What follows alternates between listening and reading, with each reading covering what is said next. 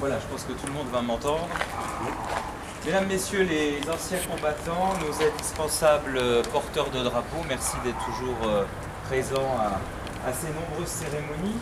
Je suis heureux de vous retrouver aujourd'hui pour commémorer cette journée si particulière dans nos cœurs de Hayangeois et Hayangeoises.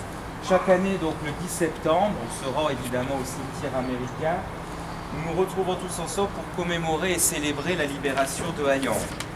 En ce jour, il y a tout juste 75 ans, les habitants de la vallée retrouvaient leur liberté grâce au courage de soldats venus d'outre-Atlantique qui ne connaissaient pas du tout l'Europe pour mettre un terme à la guerre et aux massacres qui ravageaient l'Europe et la France depuis trop longtemps. Ces soldats se sont battus avec courage et se sont sacrifiés pour un pays et une Europe qu'ils ne connaissaient pas. Comme en témoignent les 10 500 tombes du cimetière militaire américain de Saint-Avold. Merci à vous tous d'être présents chaque année, les élus, Monsieur Philippe David également, ancien maire de la ville. Eh bien, ils sont venus pour des idéaux de liberté et de démocratie qui transcendent les générations. Ils sont venus pour défendre ces valeurs communes face à cette folie aveugle d'un ennemi mortifère qu'était le nazisme.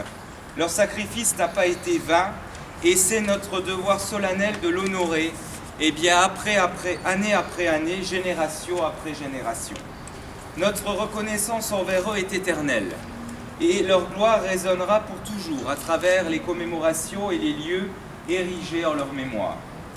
À Hayange, ce sont les troupes américaines du 1er bataillon du 357e régiment d'infanterie dirigé par le colonel Edward Smith Hamilton qui ont vaillamment combattu pour restaurer la liberté des habitants et la souveraineté de la France en Lorraine. Formé à la prestigieuse Académie militaire de West Point, le colonel Hamilton dirigea ses hommes depuis la plage du Beach où ils débarquèrent le 6 juin 1944 pour libérer les peuples jusqu'en Tchécoslovaquie en mai 1945. Sur le chemin, de nombreuses villes furent libérées et de nombreux ennemis repoussés. Le 10 septembre 1944, le colonel et ses hommes ont libéré Hayange.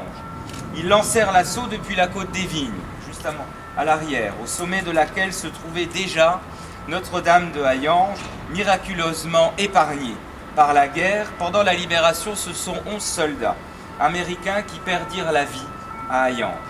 11 vies sacrifiées pour permettre à chacun d'entre nous d'être fiers d'être français et d'être libres. Le souvenir de ces hommes tombés au combat demeure intact et nous leur rendons hommage ici. Et je crois qu'il faut prendre le temps de leur rendre hommage dans cette société où tout va tellement vite. Eh bien, il faut savoir se poser et penser à ces libérateurs. Et je vais les citer: Albert Lemon, Verny Lible, Alphonse Ludwig, Donald Miller, Laurence Peters, Richard Fern, Gabriel Pauletta, Bernard White, William Minton, Rex Spruce et Stanley Warnziska. Chaque 10 septembre, on a à chaque fois les pompiers et l'ambulance qui passent à chaque fois. Leur commandant et compagnon d'armes, le colonel Hamilton, fut grièvement blessé à la tête et perdit un œil lors de ces combats. En reconnaissance de son dévouement et de son sacrifice, la France fera du colonel Hamilton un chevalier de la Légion d'honneur. Edward Smith Hamilton nous a quittés le 30 juin 2006.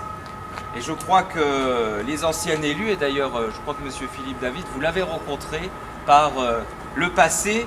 Je n'ai pas eu malheureusement l'occasion de le rencontrer. Et ce fils d'un vétéran de la Première Guerre mondiale a depuis lors son nom à Hayange, inscrit aux côtés de ces 11 hommes sur la plaque commémorative fixée ici dans la rue du Général de Gaulle.